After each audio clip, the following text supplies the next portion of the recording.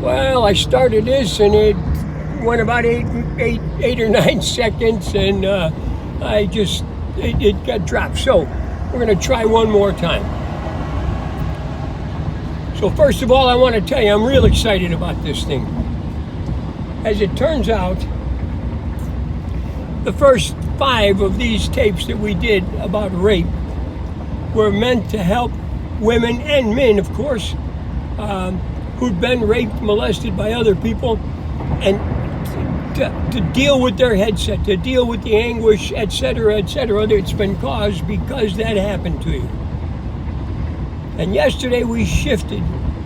We went into a defense mode where I was trying to share things with you that you could take from right this minute and maybe do something wonderful to keep you in from 2 miles. being hurt by Exit left to merge onto I-95 south toward Jacksonville Beaches. So the first thing I'm going to say to you is that I listened to the tape 5 or 6 times yesterday after I did it to try and understand what it was that I shared with you and to see where it needed enhancement or review or recommendations for making it an even more powerful set of defensive techniques that you could use should one of these people ever attempt to injure you. So we talked about a lot of stuff, and I'm going to take each one of them and capsulize it and share some different things with you about it. So, one thing that, how do I put this to you? Okay, to be most effective, you got to be most aggressive in your actions. I think everybody kind of knows that. The more you can do to affect him negatively before you guys get locked into a battle, the better off you are, because we already agreed that most of the time a man's going to be bigger and stronger than you are. Some of them even have fighting skills that they typically won't bring to bear while they think they're going to be able to subdue you kind of effortlessly. You know, just grab you and throw you down and do what they got to do because you'll be so frightened that you won't have the ability to do anything to defend yourself. So what we're going to try to do is enhance that a little bit. So one of the things I talked to you about, so we're going to put it in sequence. So you're out there, you're doing whatever you're doing, and you become aware. Use the left 2 lanes to exit left to merge onto I-95 south toward Jacksonville. Somebody's stalking you. Unless he jumps out of the bushes, there becomes a point when you become aware that something's not right here. Exit the hair left. should be standing up on the back of your neck. Danger, danger, danger. Danger, Will Robinson. Use the right 2 lanes to keep right to merge onto I-95 south toward Jacksonville Beaches. Remember I said spit in his face, spit in his eyes, because that'll irritate him? The second you feel that bristliness in your consciousness that says something's not right. Keep right. I want you to get active in creating saliva in your mouth. I don't want you to just be able to spit in his eyes. I want you to be able to lay a hocker right between his eyes that's going to have so much disruptive power that it's going to be in both of his eyes. They will both be burning, and with that liquid in there, he cannot see very well. Now, granted, he's going to be trying to get that stuff out of his eyes, but think about what it takes to do that. You actually have to do some serious wiping, with your sleeve or a rag or a tissue or something to get a good glop of saliva out of your eyes, because you know how sticky that stuff is. You don't just go like that and make it go away. You got to clean it out and wipe it out. So the first thing, in 6.6 miles, take exit 344 to merge onto State Road 202 east toward Butler Boulevard. That maybe just that will buy you enough time. You spit in his eyes, he's going to grab his eyes. New thing. If you're far away, that is far enough away to kick in and start running the other direction while you're screaming. That's exactly what you're supposed to do. Start running in the opposite direction and start screaming. But let's say he's pretty close to you when you finally hocker him, and a lot of times that's going to happen because to spit accurately, unless you've been, spitting across the street like a lot of young boys do, practice how far they can spit with accuracy, he's going to be pretty close to you. Spit that giant hocker right here between his eyes. There's a real chance he's going to put his hands over his eyes, at least for a moment. with his sleeve or something like that. But he's focusing on his eyes. Two things are going on. One, his vision is obstructed. And number two, this area of his face is exposed. I want you to look at this. This is a palm.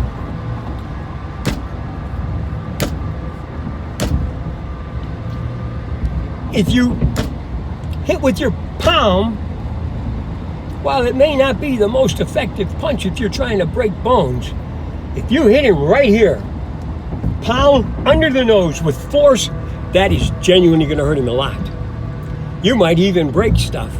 And if you're really, really strong and you're really, really lucky, he'll drop like a log because he'll be done. Now, most of the time, guys with skill can't do that in one shot. But there's this thing called the luck of the Irish.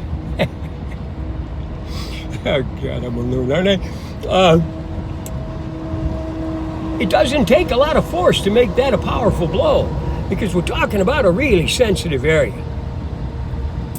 If you're spitting in his eyes and he covers his eyes, smack him in the nose. Don't dwell on it. Smack him what you want to get him disoriented and get out of there.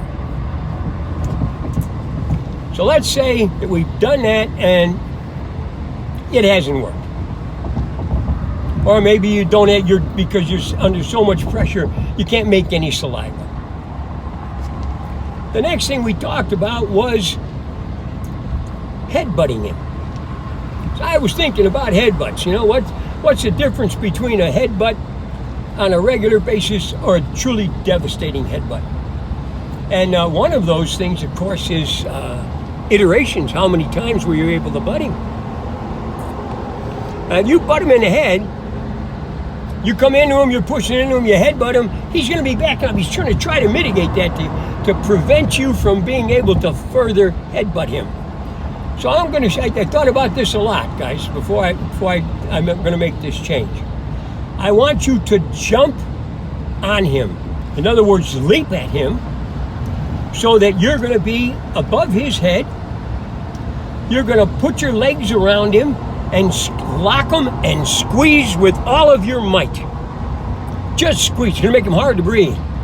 Most of these guys are disgusting people as far as hygiene is concerned.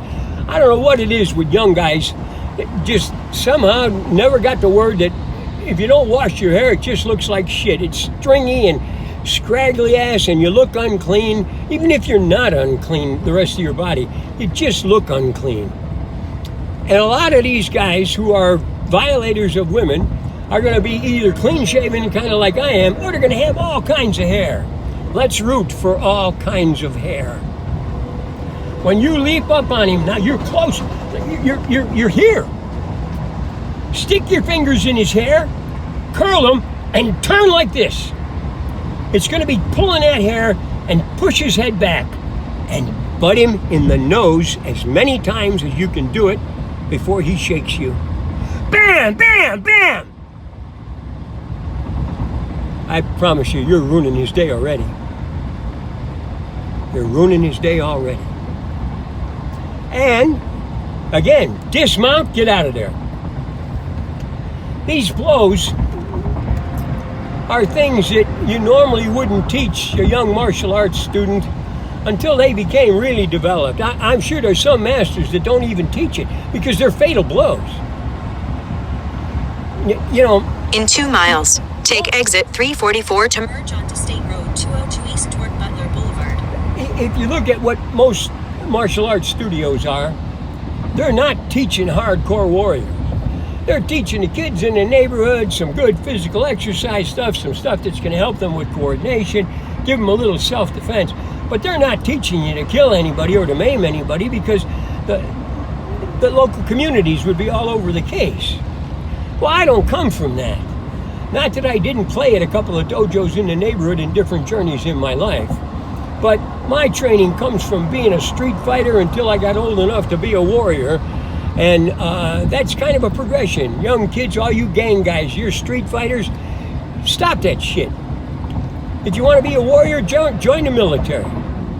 Take care of your, make yourself responsible for taking care of your neighborhood. In other words, elevate what you do. And this goes to you rapist guys, so give that shit up. Become a good guy. Because we're going to be unleashing these women on you, and you're not going to like it. You're not going to like it. So, remember, we were talking about eyes. So while you're headbutting, got his hair, right? You can't believe how much leverage, because these guys that scraggly, some of that shit's that long.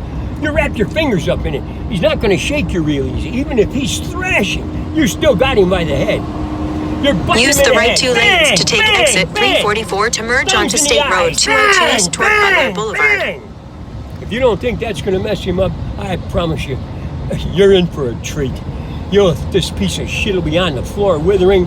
In that case, he might actually be functionally immobilized. You want to kick him in the face a couple of times for good measure? Go ahead. He deserves it. Take the exit. I'm kind of a wild and crazy guy, aren't I? And I think in 3.8 miles, take the exit onto Gate Parkway. How important this is to me, how much I want you to be able to do this, how much I don't want those guys to be able to hurt you. Going back to this thing with the fingers. Okay? Look out, bad guys. BHAGWAN and his girls are coming after your ass.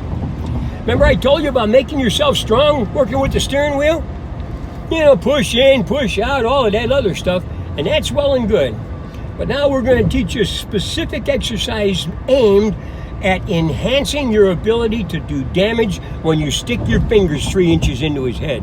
And if you're lucky, that's how far you... Remember I told you about that thing of rice? The reason for that is so it doesn't bounce off. So you can actually punch into his skull. If you're really, really good, and if you practice your practices and you're lucky, your fingers will go in that deep. You'll go in way past the eye sockets. When you get in, curl your fingers and yank it back out. Oh God, I'm a nasty, scary old man, aren't I? I think, you know why I feel so good about that? Because I worked all my life to be a tough guy to help the guys who are down. Yeah, maybe I told you when I was a kid, I was the protector of the neighborhood. That's why I had all those fights. Because there were so many assholes have been around forever. The older they got, the tougher that got. I told you, I probably won the majority of the fights, if not almost all of the fights I was in. In 2 miles, take the exit onto Gate Parkway. That didn't mean it came without me having to take a lot of hits. That's one of my gifts, is you can really hammer me, and I'm just going to get pissed. I'm just going to get pissed off and let my seriously aggressive and powerful warrior within come out, So, we talked about spitting in his eyes. Now we've jumped on him. We've got him by his hair. We're sticking our thumbs in his eyes. We're banging his fucking nose with your forehead.